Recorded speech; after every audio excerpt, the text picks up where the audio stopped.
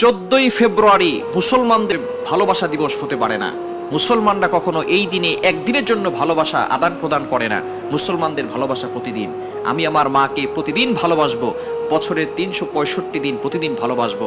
আমি আমার বাবাকে প্রতিদিন ভালোবাসবো, আমি আমার স্ত্রীকে প্রতিদিন ভালোবাসবো, আমি আমার সন্তানদেরকে প্রতিদিন ভালোবাসবো, আমি আমার আল্লাহকে, আমার রাসূলকে প্রতিদিন ভালোবাসবো।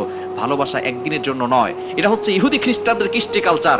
তারা তার স্ত্রীদেরকে সময় দিতে পারে না, মাকে সময় দিতে পারে না, বাবাকে সময় দিতে পারে না, তার ভালোবাসার মানুষকে সময় দিতে পারে না। এই জন্য তারা একটা দিনকে সিলেক্ট করে তারা ওই একদিনকে ভালোবাসতে চায়। কিন্তু মুসলমান কখনো এই একদিন সে ভালোবাসা আদান প্রদান করে না। তবে দুঃখজনক হলো সত্য, ইহুদি খ্রিস্টানদের কৃষ্টি কালচার ফলো করে অনেক মুসলমান নর নারী, নারী পুরুষ একাকার হয়ে হারাম কাজে লিপ্ত হয়ে যায়।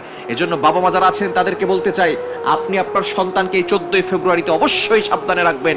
আপনার সন্তান যাতে করে কোনো ছেলের সাথে, আপনার মেয়ে যেন কোনো ছেলের সাথে, আপনার ছেলে যেন কোনো মেয়ের সাথে চলাফেরা করতে না পারে। এজন্য খবরদার, অনেক নারীদের ইজ্জত নষ্ট হবে এই 14ই ফেব্রুয়ারিতে।